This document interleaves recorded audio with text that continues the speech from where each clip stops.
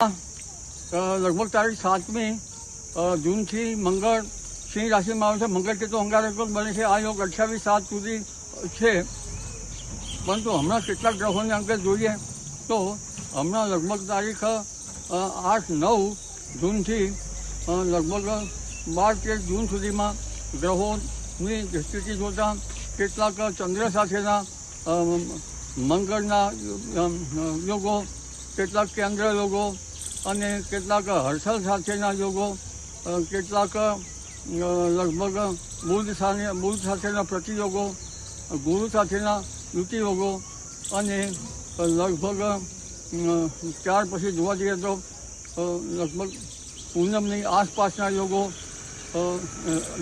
આ યોગો જોઈએ તો પૂનમ હંમેશા એક ભરતીઓટ થતી હોય છે, જે ઉર્મિ ઉપર પણ અસર કરતી હોય છે. આ દિવસોમાં લગભગ જે પાગલખાના અથવા એમાં તેમની ઉર્મિઓમાં વધી જતી હોય છે. અમાસના દિવસ પણ લગભગ આવો હોય છે, એટલે પૂનમના અમાસમાં કંઈક અંશે આવેગાત્મક હોય છે, કારણ કે ભરતીઓટ છે. હવે આ દિવસના ગ્રહો અંગે જોઈએ તો પ્રશ્ન ખોલી મૂકીએ તો સવારના ગ્રહો જે છે એમાં રાહુની અસર ઘણી હોય છે. રાહુ લગભગ કર્કવર્ગમાં 8મા સ્થાનમાં આવતો હોય છે.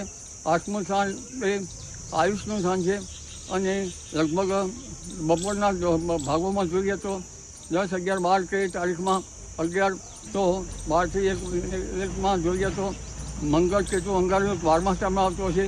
12મું સ્થાન મોક્ષનું અને પરદેશનું સ્થાન છે, એટલે કેટલાક કેન્દ્ર યોગો, કેટલાક યુતિયોગો, કેટલાક પ્રતિયોગો હતા. પરંતુ વધારે પડતો જો બુધ છે એ કેટલાક તંતુ પર અસર કરતો હોય છે અને તેને માનસિક આવેગ ઉપર અસર કરતો હોય છે.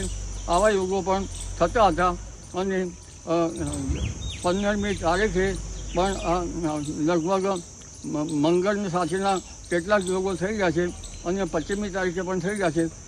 લગભગ અમાસના પૂનમના કુંડલીમાં રાહુ કેતુ વચ્ચે ઘણા ગ્રહો હતા અંગારક યોગમાં, અને ત્યારબાદ પણ રાહુ કેતુ વચ્ચે યોગો ધીરે ધીરે આવે છે.